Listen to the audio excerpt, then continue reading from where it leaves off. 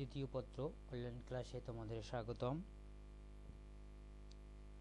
আমি মোহাম্মদ আনিসুর রহমান, প্রভাষক যুক্তিবিদ্যা, Balarhat Adarsha school and college, Naodanga, Phulbari, Kurigram. এই ক্লাসের যাবতীয় তথ্য সংগ্রহ, কম্পোজ ও অ্যানিমেশন করেছি আমি নিজেই, মোহাম্মদ আনিসুর রহমান, প্রভাষক যুক্তিবিদ্যা, Balarhat Adarsha school and college, Phulbari, Kurigram. National curriculum and text books board অর্থাৎ এনসিটিবি কর্তৃক অনুমোদিত সিলেবাসের আলোকে রচিত যুক্তিবিদ্যা দ্বিতীয় পত্রের আজ হলো চতুর্থ ক্লাস। প্রথম অধ্যায়ের পাঠ পরিপূর্ণ তোমাদেরকে দেখিয়েছিলাম এই অধ্যায়ের, তবু দেখাচ্ছি রিমাইন্ডার হিসেবে। যুক্তি সংখ্যার প্রাসঙ্গিকতা প্রকৃতি একটা দুইটি ক্লাস হয়েছে, এই দুইটি ক্লাস হয়েছে। 3 নম্বর হল সংজ্ঞা বর্ণ, এই ক্লাসটাও হয়েছে। আজ হলো চতুর্থ ক্লাস অর্থাৎ যৌক্তিক সংখ্যা নিয়মাবলী। যৌক্তিক সংখ্যা নিয়মাবলী যেহেতু একটু বেশি বা 5টি নিয়ম রয়েছে, তাই এটি একটি ক্লাসে মেকআপ দেওয়া যাবে না, তাই এখানে 2টি ক্লাস রয়েছে। তাই আমরা এই 2টি বা 3টি নিয়ম নিয়ে আজকে আমরা আলোচনা করব।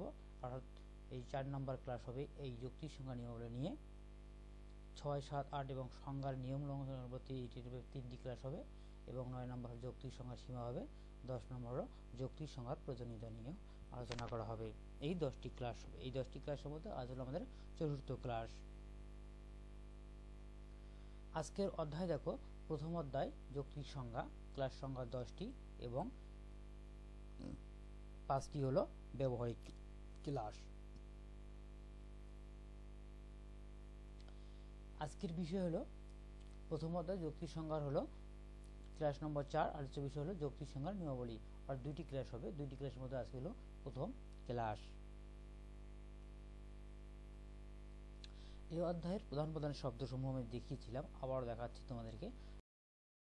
বিভেদক লক্ষণ, ব্যক্তার্থ যথার্থ, সংজ্ঞেয় পদ, সংজ্ঞার্থ পদ, বাহুল্য সংজ্ঞা, রূপক সংজ্ঞা, দুর্বোধ্য সংজ্ঞা, নৈর্ব্যক্তিক সংজ্ঞা, অতিব্যাপক সংজ্ঞা, অব্যাপক সংজ্ঞা, স্বকীয় নামবাচক পদ, পরম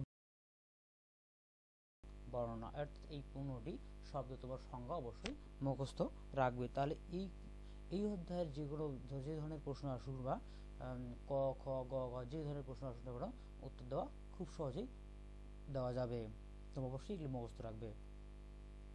এই অধ্যায়ের পাঠ শেষে আমরা কি করতে পারবো, অর্থাৎ 10টি ক্লাস শেষে আমরা যৌক্তিক সংখ্যার ব্যাখ্যা করতে পারবো, যৌক্তিক সংখ্যার প্রাসঙ্গিকতা মূল্যায়ন করতে পারবো, সংজ্ঞার নিয়মাবলী বর্ণনা করতে পারবো, সংজ্ঞা ও বর্ণনার পার্থক্য উল্লেখ করতে পারবো, সংজ্ঞার নিয়ম লঙ্ঘনজনিত অনুপত্তি সমূহ মূল্যায়ন করতে পারবো, সংজ্ঞার সীমাবদ্ধ সমূহ বর্ণনা করতে পারবো, যথার্থ সংজ্ঞা প্রদানে সক্ষম হব এবং সংজ্ঞার অনুপত্তিজনিত সমস্যার সমাধান করতে পারবো। অর্থাৎ 10টি ক্লাস শেষে আমি 8টা বিষয় শিখতে পারবো।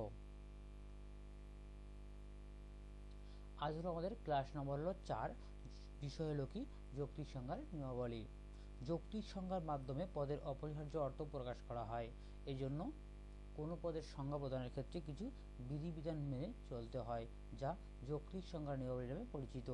কোনো জাতি বা শ্রেণীবাচক পদের সংজ্ঞা প্রদান করতে হলে এই নিয়মগুলো অবশ্যই পালন করতে হয়।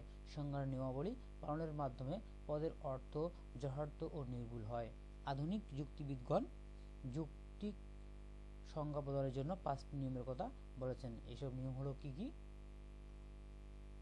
প্রথম নিয়ম দেখো, প্রথম নিয়ম, যে পদের সংজ্ঞা দেওয়া হয় তা পূর্ণ যথার্থ উল্লেখ করতে হবে। পূর্ণ যথার্থের কম বা বেশি গুণ উল্লেখ করা যাবে না। অর্থাৎ পূর্ণ যথার্থ উল্লেখ করতে হবে, এর কম করা যাবে না, এর বেশি করা যাবে না। তোমরা যদি এই নিয়মটি লঙ্ঘন করো তাহলে কিছু অনুপত্তি ঘটবে। এটি আমরা আলোচনা করবো পরে। তবে আমরা আগে মুখস্থ রাখতে হবে যে কোনো পদের সংজ্ঞা দেওয়ার জন্য পূর্ণ যথার্থ উল্লেখ করতে হবে, পূর্ণ যথার্থের কম বেশি করা যাবে না। অর্থাৎ কোনো জাতি, দেখো অর্থাৎ কি, যে কোনো জাতি বা শ্রেণীবাচক পদের বিভিন্ন গুণ থাকতে পারে, কিন্তু যৌক্তিক সংজ্ঞায় সকল গুণ উল্লেখ করা যায় না। কেবল আসন্নতম জাতি ও বিবোধক লক্ষণ উল্লেখ করলেই পূর্ণ যথার্থ উল্লেখ করা হয়। অর্থাৎ আমরা এই সংজ্ঞায় পড়িয়েছি যে যৌক্তিক সংজ্ঞার সময় আমরা কি পড়ছি, যৌক্তিক সংজ্ঞায় কি আসন্নতম জাতি এবং বিবোধক লক্ষণ উল্লেখ করতে হবে, আর এর কমও করা যাবে না, এর বেশিও করা যাবে না। যেমন মানুষ হয় জীব, এখানে মানুষ পদের পূর্ণ যথার্থ প্রকাশ পায়নি। অর্থাৎ এখানে কারণ কি, মানুষ পদের যথার্থ হিসেবে শুধু জীববৃত্তি উল্লেখ করা হলেও বুদ্ধিবৃত্তি নামক গুণ উল্লেখ করা হয়নি, অর্থাৎ আংশিক যেহেতু উল্লেখ করা হয়েছে তাই এটি মানুষ পদের গ্রহণযোগ্য সংজ্ঞা নয়। বস্তুত কোনো পদের সংজ্ঞা তখনই গ্রহণযোগ্য হবে যখন তার পূর্ণযথার্থ সুস্পষ্টভাবে প্রকাশ করা হয়। যেমন মানুষ হয় বুদ্ধিবৃত্তি সম্পন্ন জীব। এখানে কি মানুষ পদের পূর্ণযথার্থ হিসাবে জীববৃত্তি ও বুদ্ধিবৃত্তি উভয় উল্লেখ করা হয়েছে, তাই এটি মানুষ পদের যথার্থ সংজ্ঞা হিসেবে গ্রহণযোগ্য। তাহলে আমরা এই প্রথম নিয়ম পড়ে আমরা কি জানি বা কি জানবো বা কি শিখবো, সেটার মূল কথা হলো যে পদের সংজ্ঞা দেওয়া হবে সেই পদের পূর্ণ যথার্থ উল্লেখ করতে হবে, এর কমও করা যাবে না, এর বেশিও করা যাবে না।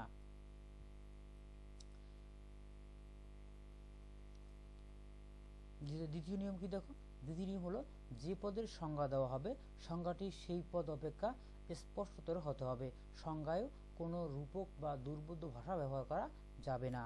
তাহলে দেখো কি যে দ্বিতীয় নিয়মটি হলো যে পদের সংজ্ঞা দেওয়া হবে সেই পদ অপেক্ষা স্পষ্টতর হবে, অর্থাৎ যে পদের সংজ্ঞা দেব সংজ্ঞা দেওয়ার পর ওই যে সংজ্ঞাটা দেওয়া হবে সেই সংজ্ঞাটা ওই পদের থেকে আরো সুস্পষ্ট হতে হবে। সংজ্ঞায় কোনো রূপক বা দুর্বোধ্য ভাষা ব্যবহার করা যাবে না। তোমরা কি জানো যে রূপক ভাষার কথা ব্যবহার করা হয়?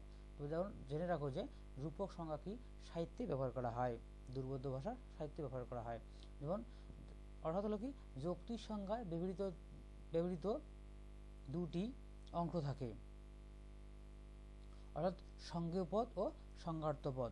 সংজ্ঞেয় পদের অর্থ স্পষ্ট করতে সংজ্ঞার্থ পদকে সুস্পষ্টভাবে প্রকাশ করতে হয়, কারণ সংজ্ঞার উদ্দেশ্য হলো পদের অর্থ স্পষ্ট করা।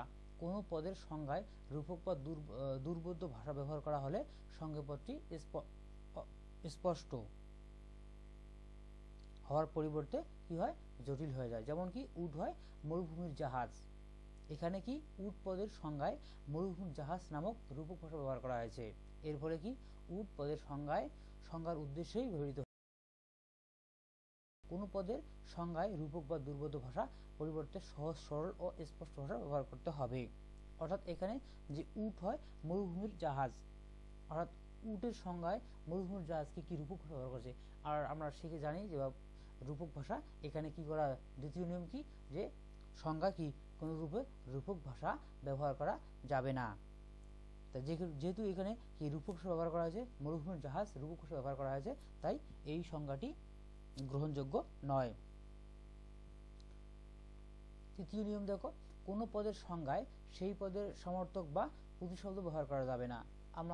আমরা দেখেছি যে অনেক শব্দ প্রতিশব্দ রয়েছে, অনেকগুলো প্রতিশব্দ রয়েছে বা সমর্থক শব্দ রয়েছে, আমরা যেটাকে বলি যে এই সমর্থক শব্দ কি ব্যবহার করা যাবে না। কখন?